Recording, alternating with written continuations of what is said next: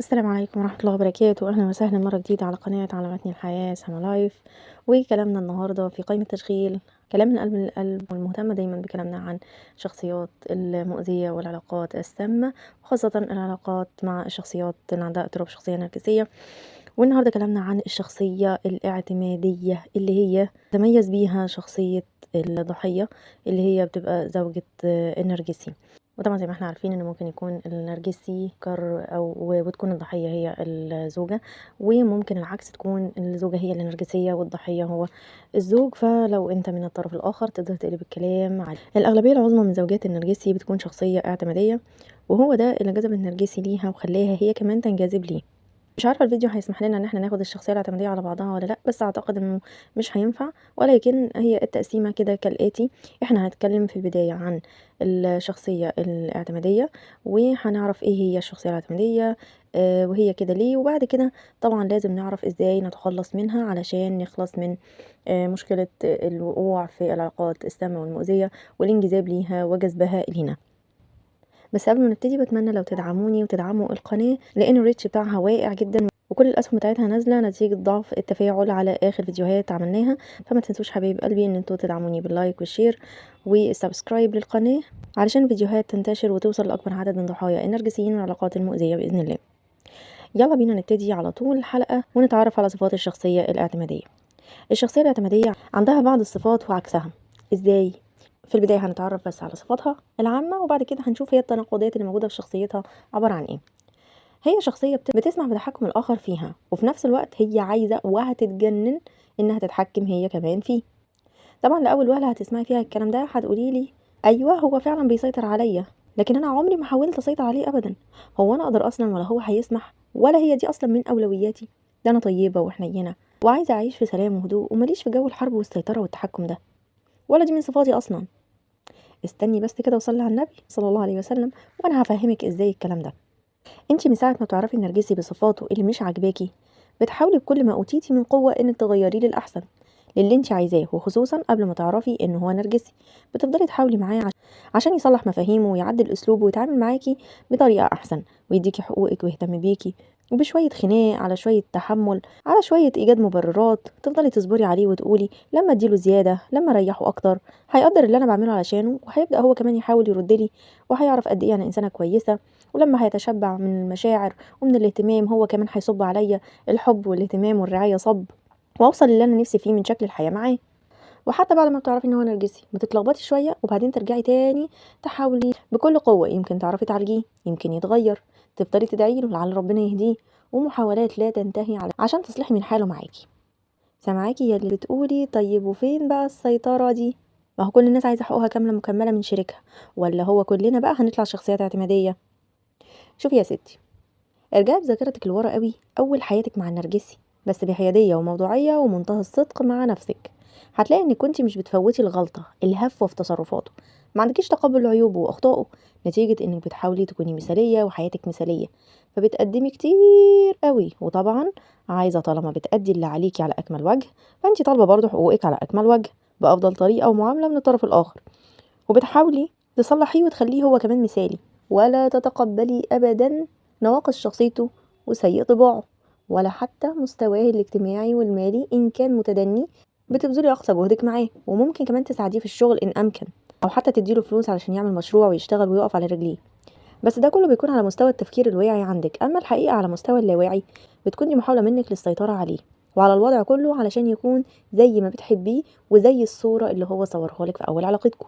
على فكرة لو ركزنا شوية هنعرف ان النرجسي والضحية وجهان لعملة واحدة، وهي عملة الاعتمادية. يعني الاتنين اعتماديين. النرجسي بيعتمد على الضحية في تلبية احتياجاته والحصول على السبلاي اللي هو عايزه، والضحية بتعتمد عليه في الحصول على تقديرها الذاتي وقيمتها من اللي بتقدمه للنرجسي ولولادها ولكل اللي حواليها. بس الفرق بينهم ان النرجسي مدمن اخذ واستغلال، والضحية مدمنة عطاء بلا حدود، والاتنين بيكون هدفهم السيطرة على بعض وعلى حياتهم. طيب تعالوا نتعرف اكتر على صفات الاعتمادية، هناخدها كده في نقاط علشان تبقى واضحة أكتر. واحد، طول الوقت حاسة إنها مسؤولة عن الناس اللي حواليها، عن أفكارهم، عن مشاعرهم، تصرفاتهم، وبتحاول دايما تحسنها. اتنين، بتحس بالشفقة وأحيانا بتحس بالذنب لما بيكون حد من حواليها واقع في مشكلة، وبتحس برضو انها مجبرة على حل مشكلته والتدخل، حتى لو كان هو مش حابب تدخلها ده ولا عايزة تحل له حاجة. وبتحس بالإحباط لو الآخر رفض مساعدتها، وكمان ممكن تحس بالذنب لو هي حاولت تساعده ومعرفتش توصل لمساعدته. 3، بتتوقع احتياجات الآخرين وبتلبيها من غير ما هم يطلبوها منها، وبتزعل قوي وبتستغرب هما ازاي مش بيتوقعوا احتياجاتها برضو ويلبوها لها هما كمان. 4، بتقول في أوقات بتكون عايزة فيها تقول لأ، بتقبل حاجات عايزة ترفضها وبتتحمل فوق طاقتها سواء في البيت أو في الشغل، بدل من تفويض المهام وإن كل واحد يشيل مسؤوليته ويشارك بدوره. لأ، هي بتشيل عن الكل وتفضل طول الوقت مضغوطة.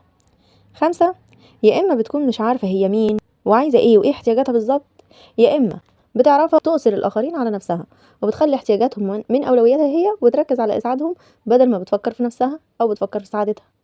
6، بتحس بالأسى اللي عند الآخرين نتيجة مشاكلهم أو نتيجة إن هم مظلومين أو نقص تلبية احتياجاتهم بسهولة، في حين إنه من الصعوبة إنها تحس بنفسها وتحاول تساعدها. باختصار ما بتفكرش في نفسها والأهم عندها الآخرين، يعني شمعة تحترق يا جماعة، عارفينها طبعا. 7، بتحس بالارتياح والفرحة أكتر لما بتدي مش لما بتاخد، بالعكس أحيانا لما بتاخد أو الدنيا بتتظبط معاها شوية بتحس بالذنب ناحية الآخرين عشان هي أخدت وهم لأ، يعني زي ما تقولوا كده مش حاسة إنه من حقها اللي هي بتاخده واللي بتحسه من مشاعر إيجابية، بين قوسين من كتر ما هي اتعودت على الحرمان أصلا.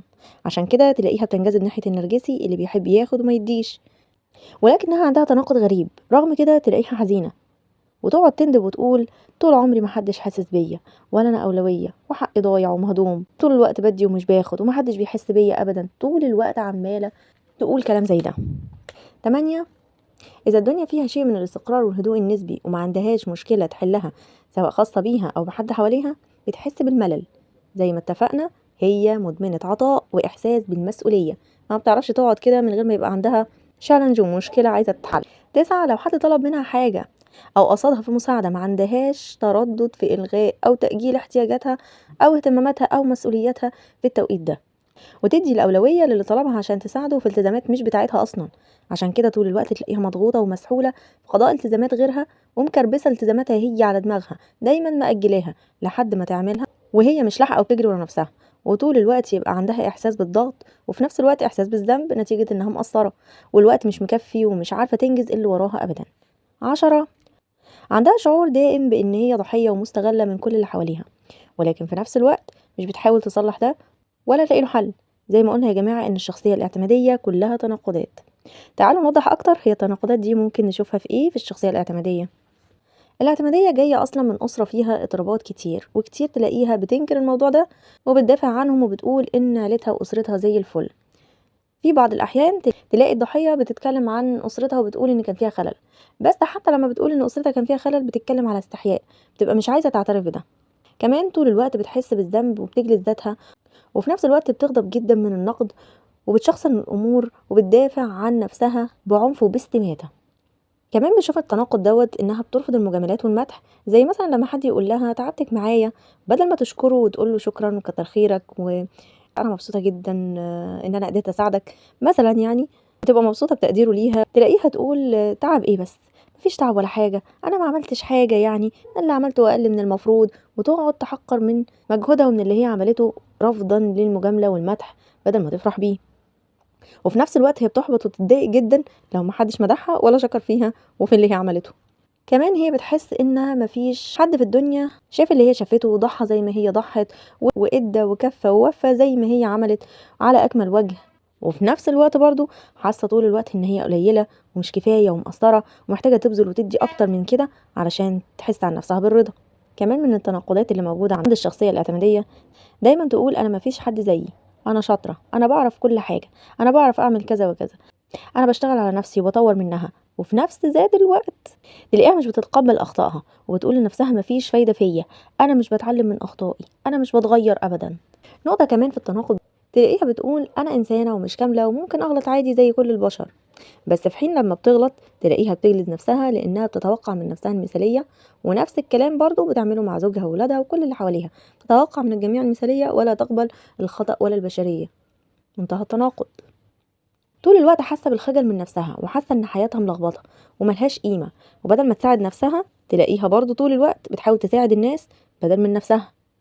طول الوقت بتقول أنا عارفة إن أستاهل حاجة حلوة وإن ربنا شايل لي حاجة جامدة جدا هتحصل وهتعوضني وهتفرح قلبي عن كل اللي فات. وفي نفس الوقت بتقول أنا عارفة إن مفيش فايدة ومفيش حاجة هتتغير مهما حاولت، مفيش جديد، هو ده قدري ونصيبي والمنحوس منحوس ولو علقوا على راسه فانوس، وغيرها من الأقاويل المحبطة اللي بتوحي باليأس وعدم الاستحقاق من ناحيتها. كمان بتقول أنا شخصية جميلة ومحبوبة والناس بتشكر فيا وبتحب وجودي في حياتهم. وفي نفس الوقت تلاقيها بتقول أنا إنسانة سيئة ولا أطاق، محدش بيستحملني، الناس دايما بتبعد عني ومحدش بيكمل معايا ولا بيطول. وطول الوقت بتفضل تكبت في مشاعرها وتحاول ترضي اللي حواليها على حساب نفسها لعلها ترضيهم.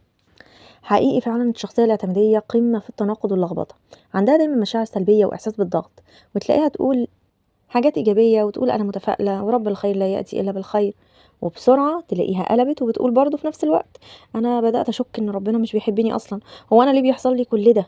بتقول لا يكلف الله نفسا إلا وسعها، وتقعد تعيط وتقول أنا تعبانة، أنا مش قادرة أستحمل اللي بيحصل لي، ده فوق قدرتي وتحملي. وطبعا كتير بتتعرض للاكتئاب والحزن والخوف نتيجة مشاعرها وأفكارها السلبية، مع محاولاتها إنها تنكر مشاكلها الحقيقية بدل ما تواجهها وتحلها، وبتحاول تعمل لنفسها إلهاء في الحياة ومسؤولياتها، فبتتعرض طبعا للاحتراق النفسي، وكتير بتوصل للأمراض العضوية كمان، ومش بتعرف أبدا تحس بالسعادة لأنها بتدور عليها براها عند الناس، والأصعب إنها تكون بتدور عليها عند النرجسي. عندها دايما نقص في احتياجاتها النفسية والمعنوية، لأنها برضو بتعتمد في تلبيتها على المصادر الخارجية بره نفسها اللي هي برضو النرجسي والمقربين ليها، بدل ما تدور جواها وتعمل اتصال فعال وحقيقي مع ربنا ومع نفسها. ربنا سبحانه وتعالى قادر على إشباع كل احتياجاتها وقادر إن هو يملاها ويملأ قلبها بالرضا والسعادة، لكن هي ما بتدورش في الناحية دي وبتدور في الناحية الغلط تماما. للأسف دايما عندها ضعف ثقة في النفس وضعف في تقديرها الذاتي، وحدودها طول الوقت مفتوحة وعلاقاتها مضطربة ومش سوية أبدا، ودايما بتخرج من علاقة مؤذية لعلاقة أسوأ منها. وطول ما هي مش بتغير من نفسها ومش بتصلح دفوات شخصيتها هتفضل في التكرار ده. عشان كده محتاجين نعرف نعمل ايه علشان نتخلص من الشخصية الاعتمادية ونبطل نعيش دور الضحية. الحلقة دي يا جماعة حلقة مهمة جدا وتعتبر من ضمن سلسلة التشافي والتعافي. لو انتم مهتمين فعلا تشتغلوا على نفسكم وتطلعوا بره الشخصية بتاعة الضحية ديت، تابعوا معايا الحلقات الجاية علشان الحلقة دي ما تطولش اكتر من كده، هنوقفها عند النقطة ديت وهنبدأ من اول الحلقة الجاية نتكلم عن ازاي نتخلص من الشخصية الاعتمادية وازاي نطور من نفسنا عشان نطلع من العلاقة السامة اللي احنا فيها ونضمن بإذن الله ان احنا ما نقعش بعدها في علاقة سامة زيها او أسوأ منها كمان. وفي نهاية الحلقة بفكركم لو عجبكم الفيديو ما تنسوش تعملوا لايك علشان الفيديو يوصل لأكبر عدد من المستحقين ومن المستفيدين بإذن الله من محتوى الفيديو والمعلومات الموجودة فيه، علشان تساعدوا غيركم على ان هم يحققوا التشافي والتعافي عشان يطلعوا من العلاقات السيئة والمسيئة اللي هم موجودين فيها ويبدأوا حياة جديدة بإذن الله، ونكون كلنا شركاء في نشر الوعي والأجر بإذن الله. ولو لسه ما اشتركتوش في القناة يا ريت لو تشتركوا وتفعلوا الجرس عشان يوصل لكم كل جديد. ولو ليكم أي أسئلة أنا بستناها في الكومنتات بقراها كلها وبرد عليها، وبكون سعيدة ومبسوطة بأي كومنت يجيني سواء تعليق على الحلقة أو سؤال وبرد عليه إن شاء الله. ولو في أي أسئلة بتستحق إن أنا أعمل لها فيديو خاص بعمل لها ردا على السؤال ده عشان أرد عليه باستفاضة وشرح يبقى مستوفي الإجابة إن شاء الله. بفكركم ان احنا كمان عندنا على القناة قائمة تشغيل تانية اسمها مكتبة علامات الحياة المسموعة، واللي فيها بقرأ بصوتي بطريقة جميلة ولطيفة مجموعة من الكتب اللي بتتكلم باللهجة العامية، واللي ممكن تفيدكم جدا لو انتم حابين تتعرفوا اكتر على شخصيتكم وعلى شخصيات الناس اللي حواليكم، وساعدكم كمان لو حابين تطوروا من نفسكم ومن ذاتكم، ولو كمان عايزين تعرفوا خطتكم في الحياة والرؤية ومراد ربنا منكم وتعيشوا حياتكم بأفضل شكل ممكن وبالطريقة اللي ترضي ربنا عنكم إن شاء الله. القائمة دي هتنفعكم جدا، يا ريت لو تروحوا وتبصوا عليها بصة وتقولوا لي رأيكم فيها في الكومنتات إن شاء الله. ولو ليكم أي كتب تحبوا إن احنا نقرأها أنا بستنى اقتراحاتكم كمان في الكومنتات. هسيب لكم ان شاء الله لينك قائمة التشغيل بتاعت مكتبة علامات الحياة المسموعة في صندوق الوصف، وهسيب لكم كمان لينك جروب الواتس لدعم ضحايا النرجسيين، هناك عاملين كوميونتي كده في مجموعة من الأخوات الصالحات أحسبهم على خير إن شاء الله، موجودين مع بعض وبنعمل مناقشات وبنسأل أسئلة وبنجاوب وبنقف جنب بعض وبندعم بعض إن شاء الله. مستنياكم هناك لو حابين تنضموا، هسيب لكم اللينك في صندوق الوصف، تنوروني هناك وأشوفكم إن شاء الله الفيديو الجاي على خير، وهنبدأ نتكلم عن إزاي نتخلص من الشخصية الاعتمادية علشان نكون بأفضل صورة مننا ونطلع بره شخصية الضحية إن شاء الله. أشوفكم الفيديو الجاي على خير، دمتم في حفظ الله وأمنه، مع السلامة.